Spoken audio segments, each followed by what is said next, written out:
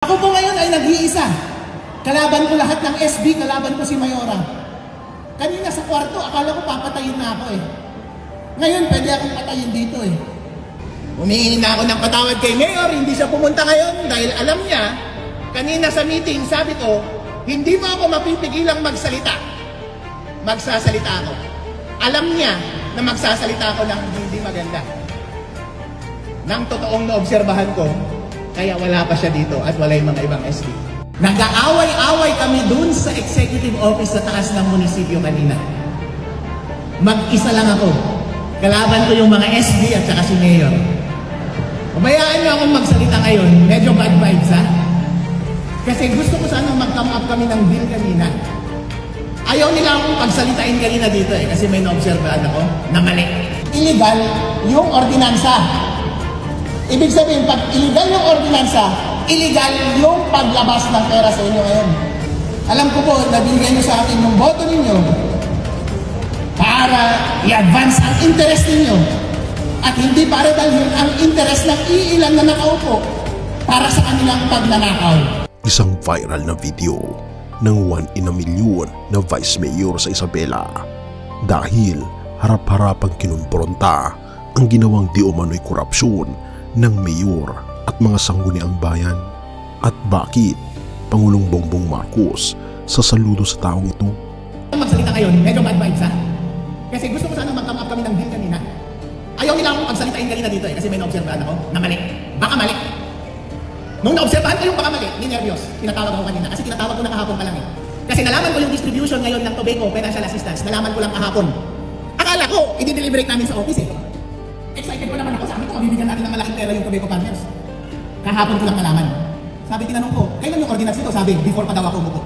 Kaya madami akong tinawagan kahapon. Dahil meron akong suspetsya na irregular, illegal, yung paglabas ng ordinansa para sa amount ng financial assistance ngayon. At hindi ako papayag dun. Kaya,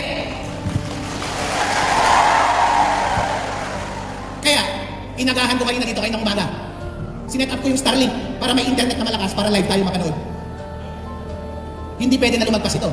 Eh ngayon, narinig nila, nandito ako ng napakaaga. Pinatawag ako sa munisipyo, nag-usap-usap kami. Ayaw nila akong pagsalitain. Eh sabi ko, alright, ayaw nila akong pagsalitain pero mag-deal tayo, sabi ko. Hindi ako magsasabi ng bad vibes sa naobserbahan ko dito sa excise tax ngayon, pero dapat, yung susunod na excise tax, 82 million, dapat cash yung ibigay. Cold cash. May deal ba? Wala. Wala, kaya ako nagsasalita ngayon. Ayaw pumayag ng mga SD eh. Ayaw din pumayag ni Mayor. Kaya, ikakwento ko na lang. Gusto nyo bang marinig? Gusto natin marinig. Alright. Pasensya na, magsasalita ako ng bad vibes. Pero obligasyon ko yun sa inyo. Humihingi na ako ng patawad kay Mayor, hindi siya pumunta ngayon dahil alam niya, kanina sa meeting, sabi ko, hindi mo ako mapipigilang magsalita. Magsasalita ako. Alam niya na magsasalita ako ng hindi maganda.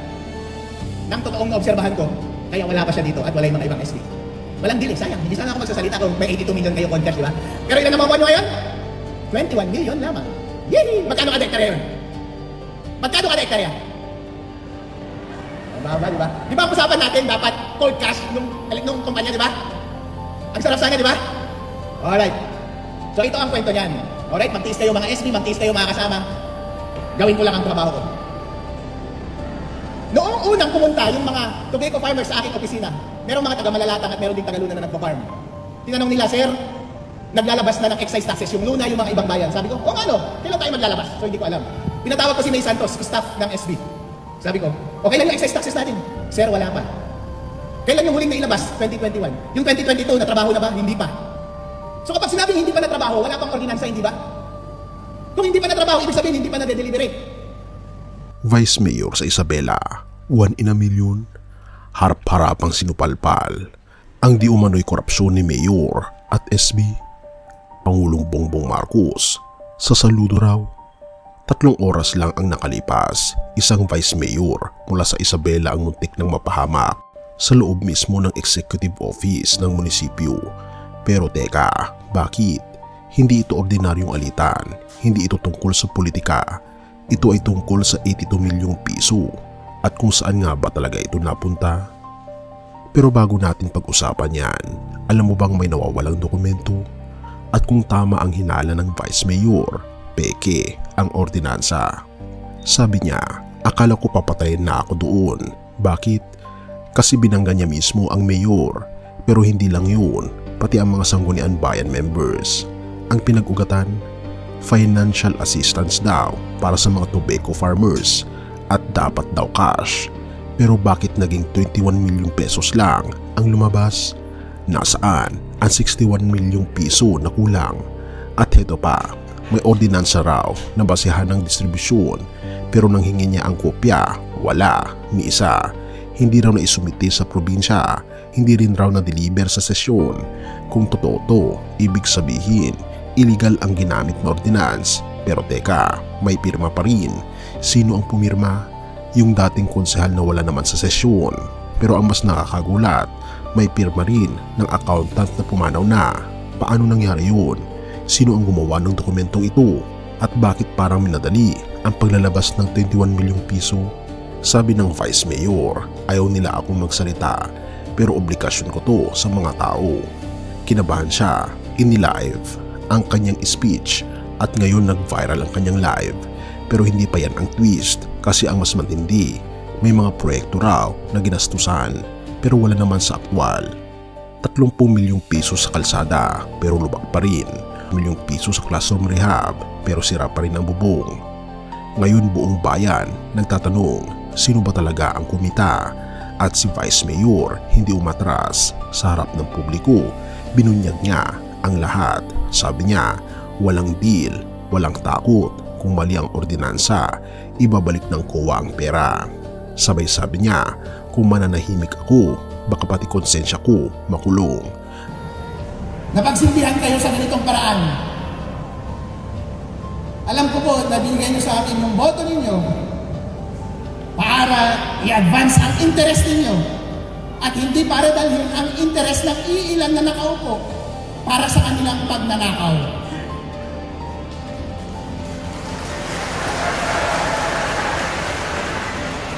Ako po ngayon ay nag-iisa. Kalaban ko lahat ng SB, kalaban ko si Mayora. Kanina sa kwarto, akala ko papatayin na ako eh. Ngayon, pwede akong patayin dito eh. Ninenervyos na kayo yung driver ko, baka gusto niya na rin mag-resign. Ayaw niya lang dumikit sa akin kasi lahat kaaway ko.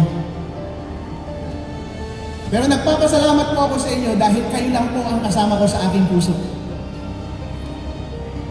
At hanggat ibinibigay niyo ang suporta niyo sa akin, at hanggat sa tingin ninyo ay nakukulang ang gobyerno sa pagbibigay ng serbisyo sa inyo, nandito ako, nakakampi ninyo, at babantayan natin ang lahat ng kanilang pagnanakaw. Tama po ba? Maraming salamat po. Ngayon po, pakinggan na ninyo ang explanation ng mga SB at mga ibang opisyales ng ating munisipyo. Tignan natin kung sino mas kapanipaniwala. Ngayon po, in the meantime, mukhang matutuloy naman yung pagbigay sa inyo ng pera. Tanggapin nyo na lang. Saka na sila mamroblema sa kulungan kapag illegal yung ordinansa na yun, at least nakuha nyo na yung pera, di ba? Pero in the meantime, sa susunod, try natin na i-maximize yung pera na yun. 82 million. Alright, maraming salamat po at i-enjoy nyo itong araw na ito.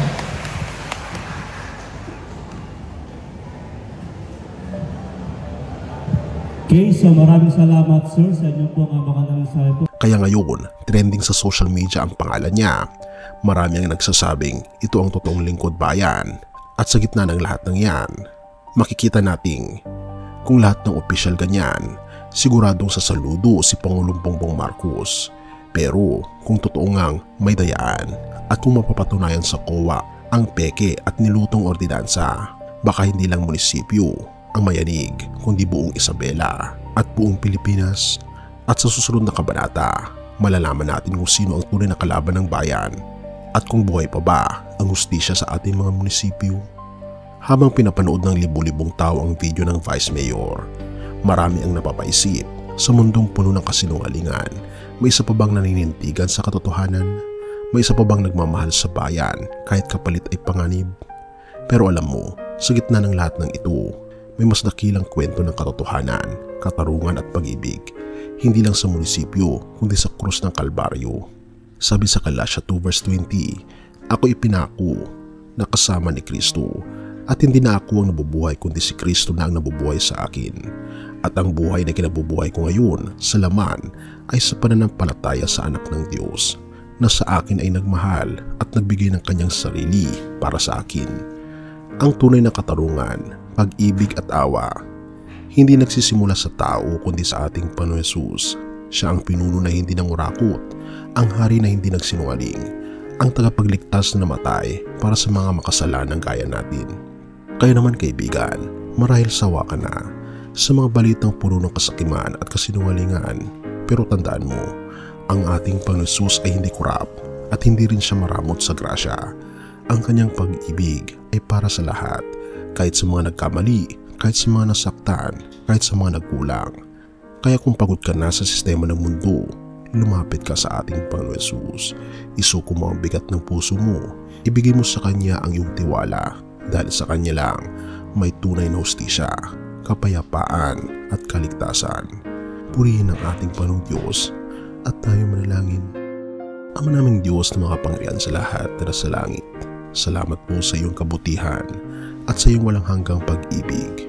Patawarin niyo po kami sa aming mga pagkakasala at sa mga panahon na kami ay naging bulag sa tama. Ituro niyo po sa amin ang daan ng katotohanan tulad ng ipinakita ng aming Panginoon Hesus sa krus. Palitan niyo po ang galit ng kapayapaan, ang takot ng pananampalataya at ang kasalanan ng kaligtasan. Kami po ay muli sumusuko sa iyo o aming Ama. Linisin niyo po kami, gamitin niyo po kami at pagharian mo ang aming mga buhay. Pinupuri po namin kayo at pinapasalamatan o aming Panginoon Diyos sa inyo pong kabutihan sa amin at patnubayan niyo po kami at patawarin po kami sa lahat ng aming mga pagkukulang at pagkakasala, sapagkat ito po ang aming samot hiling sa matamis na pangalan ng aming Panginoon Hesus. Amen.